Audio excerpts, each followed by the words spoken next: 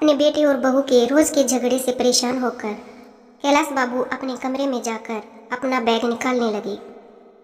उसमें अपने कुछ जोड़ी कपड़े रखे और उदास मन से अपनी पत्नी की तस्वीर को उठाया और बोले, कितने नाजों से पालकर बड़ा किया था हमने अपने इकलौते लाडले बेटे को। कहते ही वह रो पड़े, परंतु फिर सोचने लगे कि नहीं, यह कमजोर पड़ने का वक्त नहीं है। उन्होंने अपनी आंखों के आंसू पोंछते हुए अपनी पत्नी की तस्वीर को अपने बैग में रखा और अपने एक दोस्त को फ़ोन लगाया जो वृद्ध आश्रम में रहते थे। भरे गले से उन्हें बताया कि अब वह भी वृद्ध आश्रम में ही रहना चाहते हैं। इतनी बात सुनते ही उनका दोस्त राधेश्याम स्तब्ध रह गया। उसके पास कुछ पूछने के लिए कोई शब्द ही नहीं बचे। कैलाश बाबू ने केवल इतना ही कहा कि मैं रोज रोज की कलह से परेशान आ गया हूँ और 1 घंटे में तुम्हारे पास पहुँच रहा हूँ। जिस समय वे अपना घर छोड़कर अपना बैग लेकर निकलने लगे तो उन्होंने देखा कि उनके बेटा बहू अपने कमरे में बैठकर चाय और स्नैक्स का आनंद ले रहे थे, परंतु दोनों में से किसी ने नहीं पूछा कि आप यह सामान लेकर कहाँ जा रहे हैं और ना ही किसी ने उन्हें रोकने की कोशिश की। रोज रोज के अपमान और जिल्लत भरी जिंदगी से परेशान कैलाश बाबू वृद्ध आश्रम पहुँच गए। थोड़े ही समय में उनके वृद्ध आश्रम में बहुत से मित्र बन गए। वे सबके साथ हाल चाल बांटते, बातें करते, रोज सुबह से और एक्सरसाइज भी करते। धीरे धीरे कैलाश बाबू को आश्रम में ही अच्छा महसूस होने लगा। घर की अपेक्षा उन्हें वृद्ध आश्रम सुकून दे रहा था। अभी लोग एक साथ खाना खाया करते थे, जबकि घर में रोज के क्लेश से कैलाश बाबू का हृदय छलनी हो गया। हमेशा अपनी पत्नी की तस्वीर से बातें करते हुए कहते थे कि तुम तो मुझे पहले ही छोड़कर चली गई, परंतु उस बेटे ने भी मेरा साथ न दिया जिसके लिए मैंने कभी अपना पसीना भी पानी की तरह बहाया था। एक दिन कैलाश बाबू वृद्ध आश्रम के प्रांगण में टहल रहे थे। तभी वृद्ध आश्रम के बाहर एक कार आकर रुकी। वृद्ध आश्रम के सभी लोग उस कार की ओर देखने लगे और सोचने लगे कि आज फिर कोई अभागा बुजुर्ग इस वृद्ध आश्रम में रहने के लिए आया है, जिसने न जाने कितने जतन से अपने बच्चों को पाल पोस कर पढ़ा लिखा कर बड़ा किया होगा। आज फिर ऐसा कोई आंखों में आंसू लिए इस प्रांगण में प्रवेश करेगा।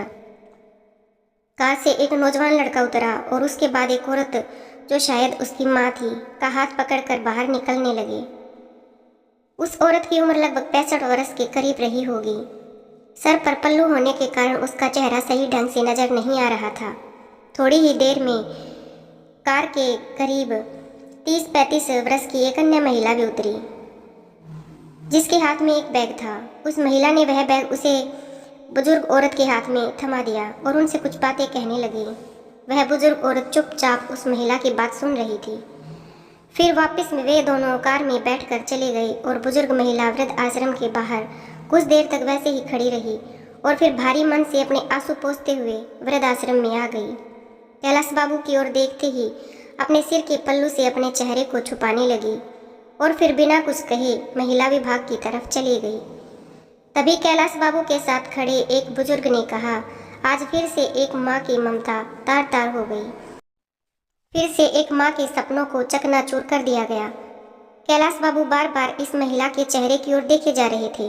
उन्हें लगा जैसे वह उस महिला को जानते हों, लेकिन पूरी तरह से समझ नहीं पाए कि वह महिला कौन है। अक्सर कैलाश बाबू देखते ही वह महिला अपने पल्लू से अपना आधे से ज़्यादा चेहरा छुपा कर रखती थी। लेकिन एक दिन जब वह महिला बागवानी के काम में लगी हुई थी तो कैलाश बाबू इस समय टहलने के लिए निकले। बागवानी करते करते उस महिला के सिर से पल्लू उतर गया। कैलाश बाबू को उस महिला का चेहरा देखते ही पैरों के तले से जमीन खिसक गई। न जाने कितने सवालों ने उनके दिमाग को घेर लिया। उसी समय उनका एक मित्र भी उनके पास आया और बोला, खाना खाने का समय हो गया है, तुम कहाँ घूम रहे हो और इतने गुमसुम क्यों हो? सभी लोग नाश्ते की मेज़ पर मौजूद थे, लेकिन तुम नहीं थे, इसलिए मैं तुम्हें बुलाने आया। क्या बात है, क्या कोई परेशानी है? अरे नहीं, कुछ भी तो नहीं, थोड़ा टहलने के लिए बाहर निकल आया था, बस मैं आ ही रहा था। इसके बाद खाने के कमरे में बैठकर वे आपस में बातें करने लगे। कैलाशनाथ की नज़रें बार बार जानकी देवी को ढूंढ रही थी। वे उनसे पूछना चाहते थे कि आखिर ऐसा क्या हुआ कि उन्हें यहाँ आने की नौबत आ गई।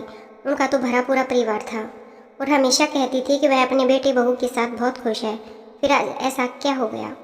कैलाश बाबू उधर ही किसी व्यक्ति से पूछते हैं कि 2 दिन पहले जो एक महिला वृद्धाश्रम में आई है वह आज खाना खाने नहीं आई है। उन्होंने बताया कि वह माताजी आज बहुत दुखी हैं, इसलिए उन्होंने खाना खाने से मना कर दिया है। परेशान भी क्यों न हो, आखिर जो उनके बेटे बहू ने उनके साथ किया है ऐसा तो कोई दुश्मन के साथ भी ना करे। वह बार बार अपने घर को याद कर रही हैं, सुबह से अपने कमरे में बैठे रोई जा रही हैं। इसीलिए उनका ध्यान भटकाने के लिए उन्हें बागवानी करने का काम दिया गया है। यह सब सुनकर कैलाश बाबू का मन परेशान हो गया। वो जानना चाहते थे कि आखिर जानकी देवी के साथ क्या हुआ है। इसलिए थोड़ी देर के बाद वे भाग में जानकी देवी के पास गए। कैलाश बाबू को अपने सामने खड़ा देखकर जानकी जी थोड़ा परेशान सी हो गई। तभी कैलाश बाबू ने कहा कि मैं जानता हूँ कि आपने मुझे पहचान लिया है, लेकिन क्या मैं जान सकता हूँ कि आप इस हालत में कैसे पहुँची? जानकी देवी ने कुछ नहीं कहा, परंतु उनकी आंखें आंसुओं से भर गई थी। यह देखकर कैलाश बाबू और भी अधिक परेशान हो गए। उनका दिल किया कि जोर जोर से चिल्लाकर इस दुनिया से पूछे कि क्यों बुढ़ापे में बूढ़े माँ बाप को पुराने सामान की तरह निकालकर बाहर फेंक दिया जाता है। क्या बूढ़ों का कोई आत्मसम्मान नहीं है? अपने ही विचारों में मगन कैलाश बाबू वृद्ध आश्रम के प्रांगण में टहल रहे हैं। अचानक उनका पैर क्यारी के किनारे से टकराया और वह गिरते गिरते एक पेड़ को पकड़कर संभल गए। तभी पास से गुजर रहा वृद्ध आश्रम का कर्मचारी कहता है, अंकल जी आप ठीक तो हैं ना? कहीं चोट तो नहीं लगी? अपना पैर दिखाइए, अगर लगी हो तो मैं अभी पट्टी कर देता हूँ। कैलाश बाबू कहते हैं कि अरे नहीं, कुछ ज़्यादा चोट नहीं है, बचाव हो गया। इतना कहते हुए कैलाश बाबू प्रांगण में रखी बेंच पर जाकर बैठ गई और कुछ महीने पहले घटी एक घटना को याद करने लगे, जब वह बाथरूम में फिसल कर गिर गए थे और उनके पैर में ज़्यादा चोट लग गई थी। उनकी बहू उस चोट को देखकर भी अनदेखा करके अपने काम में लगी रही और उनका बेटा चिल्लाकर बोला, क्या संभल कर काम नहीं कर सकते? मुझे तो समझ नहीं आता कि आप इतनी हड़बड़ी में क्यों रहते हैं।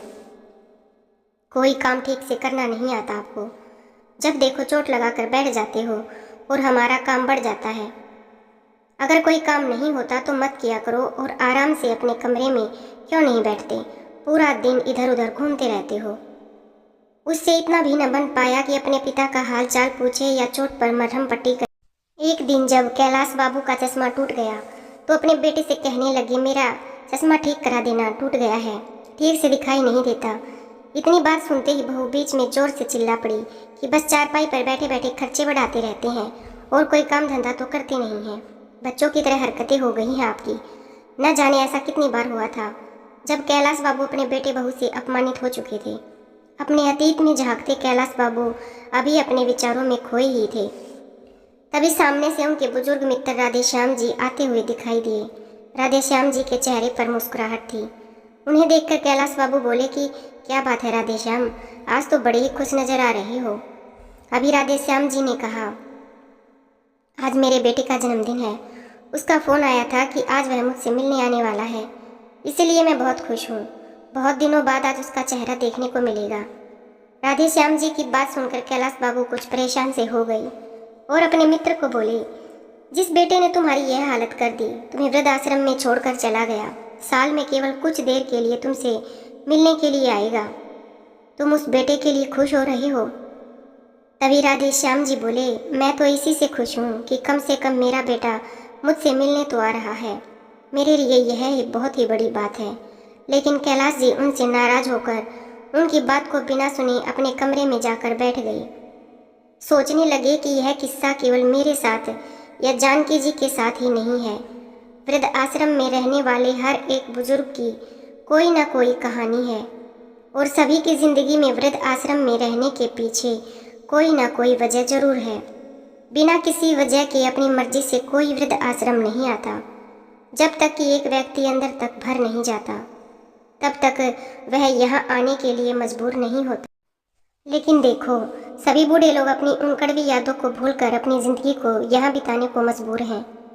कुछ लोग समय के हिसाब से स्वयं को ढाल लेते हैं और खुश रहने की कोशिश करते हैं, जबकि कुछ लोग मेरे जैसे हैं जो हमेशा ही अपने बच्चों को, अपने बेटे बहू को, अपने पोते पोती को याद करके आंखों में आंसू भरते रहते हैं। बार बार अपने घर परिवार को याद करते हैं। मन में अपने घर के लिए लगाव भी है, लेकिन उसी घर में रहने वाले बेटे बहू के दिए हुए घाव भी हैं। कैलाश जी को कविता लिखने का बहुत शौक था, इसलिए अपना दिल बहलाने के लिए वे कुछ देर के लिए कविता लिखने बैठ जाते थे। एक दिन जब वह एक कागज़ पर अपने विचारों को कविता का रूप दे रहे थे, तो उस पर अपने हालात बयान करते करते उनकी आंखें आंसू से डबडबा आई। उसी समय वृद्ध आश्रम का संचालक उनके पास आया और उन्हें आवाज़ लगाई। कैलाश बाबू इस समय ठिठक कर बैठ गए और कागज़ को मोड़कर अपनी जेब में रख लिया और अपने आंसू छुपाते हुए बोले कि जी बोलिए। कैलाश जी, आपका बेटा और बहू आपसे मिलने आई हैं, साथ में आपका पोता भी है। यह बात सुनकर कैलाश जी हैरान हो गए, साथ में उनके चेहरे पर नफरत के भाव भी आ गए। सोचने लगे कि आज मेरे बेटे बहू को मेरी याद कैसे आ गई। जब ऑफिस में गए तो इस समय उनका 5 वर्ष का पोता गोलू उन्हें देखते ही दादू दादू बोलते हुए झट से उनकी ओर दौड़ा और उनकी टांगों से चिपक गया। कैलाश बाबू की आंखों से आंसू छलक पड़े। अब तक वे मन मारकर वृद्ध आश्रम में जैसे तैसे जी रहे थे, लेकिन अपने पोते को देखते ही उनका दिल कमजोर पड़ने लगा। परंतु फिर अचानक दिमाग में विचार आया कि यह वक्त मजबूती से अपने निर्णय पर टिके रहने का है। ऐसा सोचते हुए गुस्से से अपने बेटे को देखते हुए बोले, तुम यहाँ क्या करने आई हो? चले जाओ यहाँ से, मुझे किसी से मिलने की कोई ज़रूरत नहीं है। मैं यहाँ बहुत खुश हूँ और अपनी ज़िंदगी बड़ी आराम से काट रहा हूँ। कम से कम यहाँ पर मेरे साथ हंसने बोलने वाला कोई तो है। वह पिताजी, दरअसल बात यह है कि आज गोलू का जन्मदिन है और हमने घर पर पार्टी रखी है। गोलू की ख्वाहिश है कि आप भी उसके जन्मदिन पर उपस्थित रहें।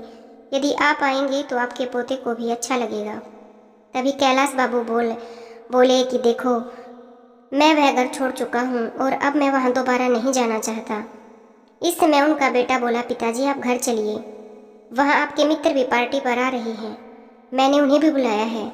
सभी आस पड़ोस वाले और रिश्तेदार भी आएंगे, सब लोग आएंगे, आपके बारे में पूछेंगे तो हम क्या कहेंगे। तभी कैलाश बाबू बोले कि अच्छा, तो आज मुझे अपने बेटे के जन्मदिन के लिए बुलाने नहीं, बल्कि अपनी इज्जत बचाने के लिए तुम यहाँ पर मुझे बुलाने आई हो। सभी रिश्तेदार आएंगे तो पूछेंगे तुम्हारे पिताजी कहाँ हैं, तो तुम क्या जवाब दोगे? इसीलिए तुम मुझे बुलाने आई हो। अभी के अभी यहाँ से चले जाओ, यहाँ से मैं कहीं नहीं जाने वाला हूँ। तुम लोग कितने स्वार्थी हो गए हो, ज़रूरत पड़ी तो बुलाने के लिए आ गई, वरना इतने महीनों से मैं इसी वृद्ध आश्रम में हूँ, एक बार भी खबर लेने के लिए नहीं आई कि मैं जी भी रहा हूँ या मर गया। इतना तो फ़ोन करके भी मेरा हालचाल पूछने की ज़रूरत नहीं समझी तुम लोगों ने। क्या तुम इतना भी नहीं कर सकते थे? इतना तक नहीं पूछा कि घर छोड़कर वृद्धाश्रम चली क्यों गई? आज ज़रूरत पड़ी तो हाथ जोड़कर मुझसे मिलने के लिए आ गई हो। नहीं, अब ये मेरा घर नहीं है, मैं कहीं नहीं जाऊंगा, अब यही मेरा घर है। अपने घर को छोड़कर मैं अब यहाँ आ गया हूँ और मैं यहीं रहूँगा। ऐसा कहते हुए कैलाश बाबू अपने कमरे की ओर जाने लगे। तभी बेटे और बहू दोनों ने आपस में प्लान बनाया कि पिताजी ऐसे नहीं मानेंगे, कुछ तो करना पड़ेगा, तभी हम इन्हें अपने घर ले जा सकेंगे और रिश्तेदारों के ताने सुनने से बच सकेंगे। इसलिए दोनों रोनी सूरत लेकर कैलाश बाबू के पास गए और गिड़गिड़ाते हुए कहने लगे, पिताजी माफ़ कर दो, आपके पोते का जन्मदिन है, क्या आपको अपने पोते की खुशियों में शामिल होने का भी मन नहीं कर रहा? इतनी बात सुनकर कैलाश बाबू का दिल पिघलने लगा। तभी गोलू बोला, चलो ना दादू, बहुत मस्ती करेंगे। अपने पोते की बात सुनकर कैलाश बाबू खुद को रोक नहीं पा रहे थे, परंतु दोनों बेटा और बहू की करतूत की वजह से वह घर नहीं जाना चाहते थे। लेकिन गोलू ने कहा तो वे घर जाने के लिए तैयार हो गए। फिर बोले, लेकिन मेरी एक शर्त है, मैं घर पर चलूँगा और जैसे ही गोलू का जन्मदिन हो जाएगा उसके बाद मुझे वृद्ध आश्रम वापस लौटना है और तुम लोग मुझे वृद्ध आश्रम तक छोड़ने आओगे। बेटा बहू इस बात के लिए तैयार हो जाते हैं।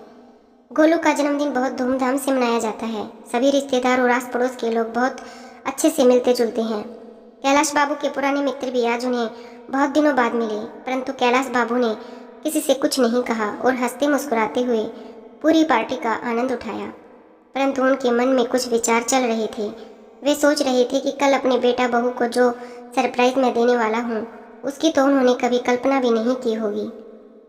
जब पार्टी खत्म हुई तो बहुत रात हो चुकी थी। उस समय कैलाश नाथ जी घर पर ही रुक गए। जब अपने कमरे में सोने के लिए गए तो अपनी पत्नी सुधा की यादों में खो गए।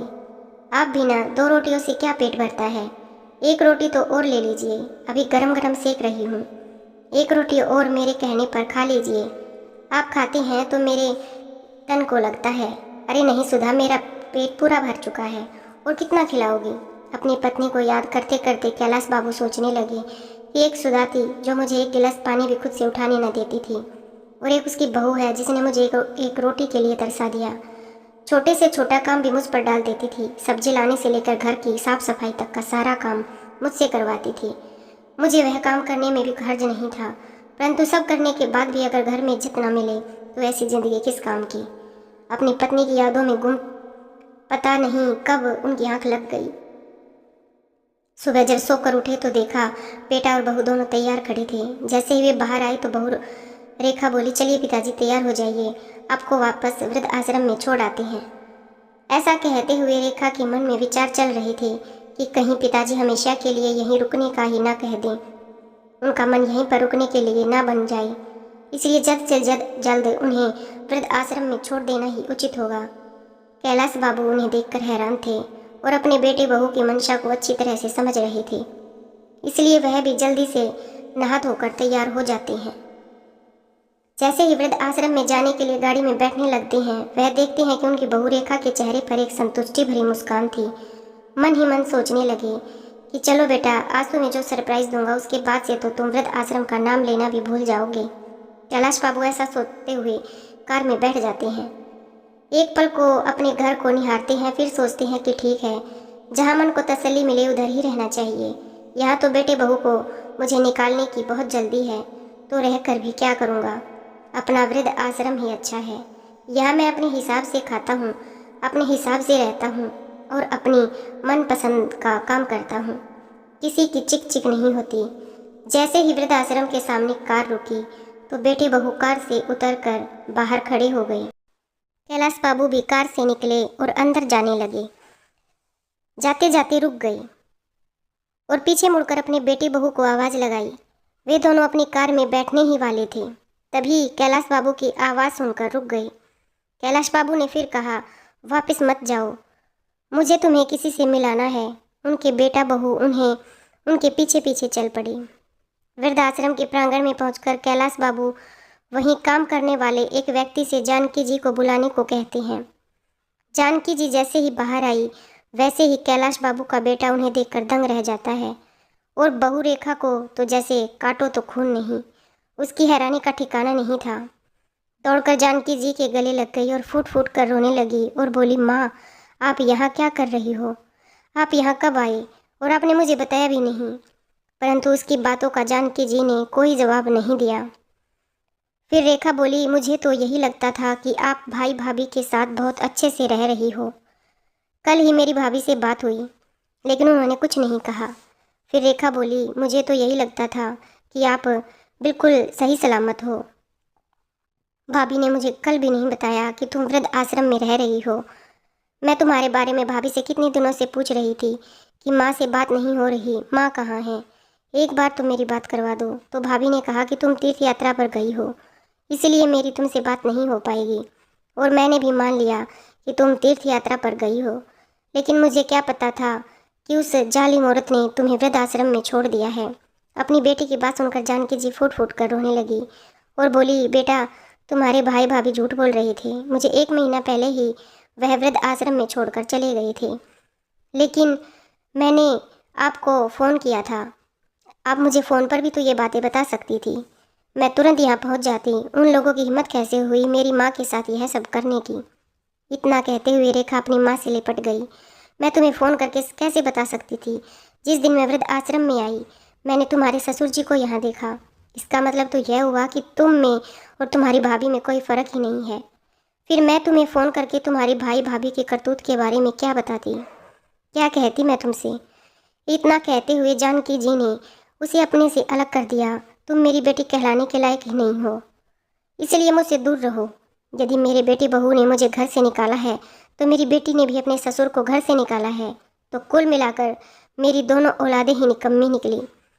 अब तो मुझे स्वयं को तुम्हारी माँ कहने पर भी शर्म आती है।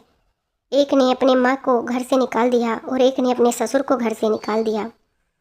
अपनी माँ की बातें सुनकर रेखा का सिर शर्म से झुक गया। माँ, मुझे माफ़ कर दो, मैं बहुत शर्मिंदा हूँ, मुझसे बहुत बड़ी गलती हो गई। मैंने कभी नहीं सोचा था कि जो मैं अपने सास ससुर के साथ कर रही हूँ वह मेरे माँ बाप के साथ भी हो सकता है। तभी जानकी जी बोली, बेटा वैसे तो तुम्हारी गलती माफ़ी करने के लायक नहीं है, फिर भी अगर माफ़ी मांगनी है तो मुझसे नहीं, अपने ससुर जी से मांगो। अपनी करतूतों पर शर्मिंदा हुई रेखा अपने ससुर जी की ओर मुड़ गई और उनके पैरों में गिर गई। मुझे माफ़ कर दिए पिताजी। तभी रोहन ने भी माफ़ी मांगते हुए कहा, अब आप दोनों मेरे घर चलिए, हमें अपनी सेवा का मौका दीजिए। तो कैलाश जी और जानकी जी दोनों ने ही घर जाने को मना कर दिया और कहा कि हमें अब बहू बेटे या बेटी के पास नहीं रहना है, हम वृद्ध आश्रम में रहकर ही सुखी हैं। दोनों ने लाख मनाने की कोशिश की, परंतु कैलाश जी और जानकी जी का एक ही जवाब था, एक बार धोखा खा चुके हैं, अब इस उम्र में हमारे शरीर में इतनी जान नहीं बची है कि बार बार अपने बच्चों द्वारा दिए गए धोखे झेल सकें। इतना कहकर कैलाश जी और जानकी जी अपने अपने कमरे में चले गए। रेखा और रोहन दुखी मन से अपने घर वापस चले गए। घर पहुंचकर उन्होंने देखा कि पिताजी के कमरे में उनके बिस्तर के ऊपर एक कागज रखा हुआ था, जो शायद उनकी जेब में से निकलकर गिर गया था। जब रोहन ने उसे कागज को खोलकर देखा तो उसमें उनके पिताजी ने एक कविता लिखी हुई थी। क्या किसी ने देखा है, मौत से पहले भी मौत आती है। हाँ, मैंने देखा है आज, मौत से पहले भी मौत आती है। जब जिंदगी अपने आखिरी पड़ाव पर आ जाती है, शरीर भी काम नहीं करता, केवल सांस आती जाती है। हाँ, मैंने देखा है, मौत से पहले भी मौत आती है। अपने पिता द्वारा लिखे इन शब्दों को देखकर रोहन के दिल पर न जाने कितनी तीर एक साथ चुभने जैसा एहसास हुआ। और उधर रेखा अभी तक अपनी माँ की हालत को देखकर उस सदमे से उबर नहीं पाई थी, परंतु आज उन दोनों के पास पछतावे के अलावा और कोई रास्ता नहीं था। किसी ने सही कहा है, संतान का अस्तित्व है माता पिता की वजह से और माता पिता वृद्ध आश्रम में है संतान की वजह से।